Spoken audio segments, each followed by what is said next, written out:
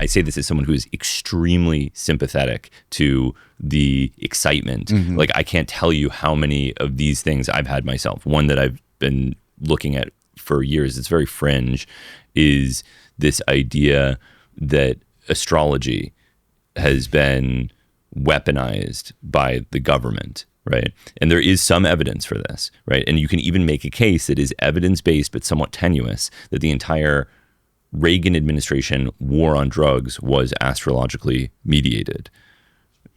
How? Yeah. It's pretty wild, where you have Nancy Reagan was an actress, was a kind of low-level actress, and is sort of like a character who is sort of analogous to Melania Trump in a lot of ways, where she wasn't taken seriously. Everybody's making fun of her.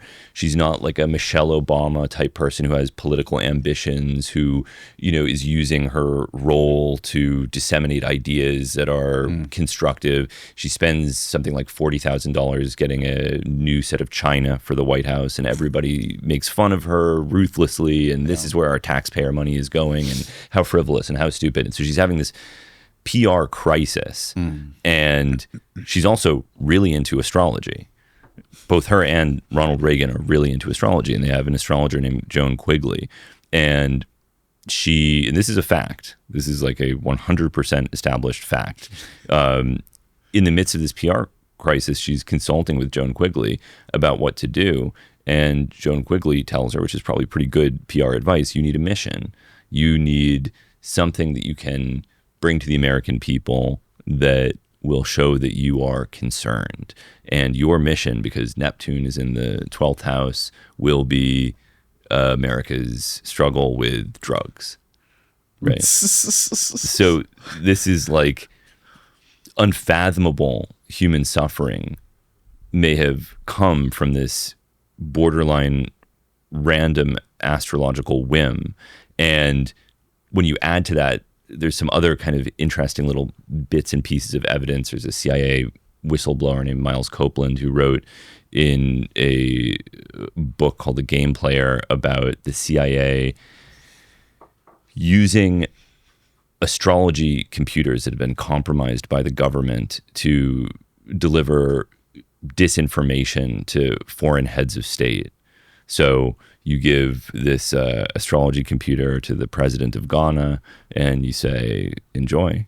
And the output of the computer is aligned with U.S. interests if they want to, for example, organize a coup or something like that. So there are all these and this is written about by a person who did work in the CIA. It's very difficult to corroborate all of this. Maybe he's making it up, but what a weird thing to make up on top of that. Astrology computer. I've never even heard of that. Yeah. And there was a bizarrely large amount of resources that were actually invested into astrology computers during that period in the 1970s, including military funding. Again, so, okay, it's pretty wild.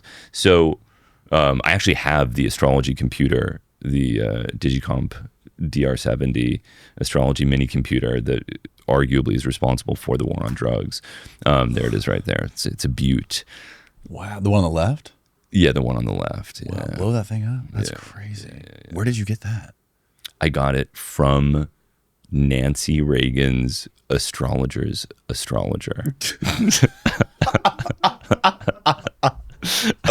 That's the best story I've ever heard. It's got an ignition like a car. You put a key in the computer to turn it on, to rev that bad boy. Yeah. Damn. Yeah. How many gears is that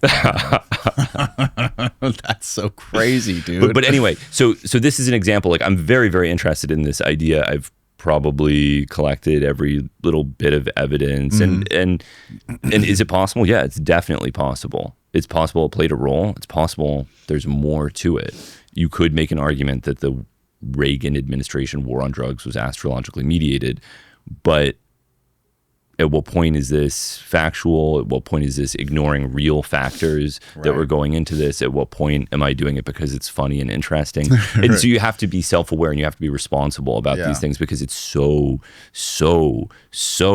easy to manipulate people. Yeah. And it's something that I've always been acutely aware of it in the realm of psychedelic journalism. I mean, this is like one of the areas where journalistic failure is the norm, right? It is the exception if a journalist isn't failing miserably in their coverage of drugs. We're just used to that. Of anything.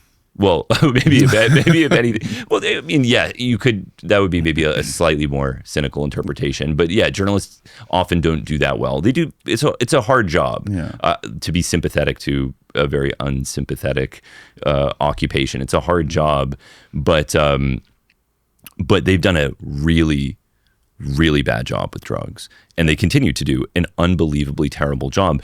But what's interesting is we tend not to notice the way these manipulations play out until a decade or so has passed. Like, you look back at the scare stories of the past, and it's literally laughable. It's a joke. Ha ha ha. Right. Your brain on drugs. How stupid was this? Oh, ecstasy makes holes in your brains. How stupid is this? All these things. You know, I was had this huge archive of news reports on MDMA, and you have, like, you know, cops like lecturing other cops about, like, oh, this is a pacifier. Like, the MDMA user puts the pacifier in their mouth to enhance the drug pleasures that they experience. It's all just like nuts. But the same thing's happening now. We just are worse at noticing it until a little time has passed. So whatever the dominant narrative is. And I guess crucially, before I even get into the examples, because the issue is that these narratives are so dominant that people haven't even started to question them yet. And often there is some truth to it, right? Like this whole drugs cause brain damage narrative that was the sort of scientific orientation of the 90s. It's potentially true, right? Like, under some, like drugs can damage your brain under some circumstances. Right. For a typical person, holes in their brain is not really the major concern. It's more like disruption of their social and professional and educational existence through dependence on a substance that probably isn't, in most instances, causing irreversible neurological damage, but it can still have very negative manifestations of one kind or another. So now we went through this era of like a hyper-reductionist conceptualization of addiction problems in the United States. So the entire opioid problem in the United States can be exclusively tracked to Richard Sackler, right? Yeah. It's just, that's it. That's the whole thing. It's like, it's very convenient. Wouldn't it be nice? It sure would be nice if it were that simple. If you could blame everything on Richard Sackler. On one billionaire, Yeah, that's it. That's the whole thing. That's why. That's why all those people died. Just one guy. Yeah. But it's like, give me a break. He definitely played a role. I'm not saying it's completely false. But it's such a laughably reductionist understanding of human motivations for drug use that I struggle to understand how any adult who has lived in the real world could think it is truly that simple, right? It's like the basic idea that I think people struggle with is that they think drugs are responsible for drug problems, which is a very superficial read.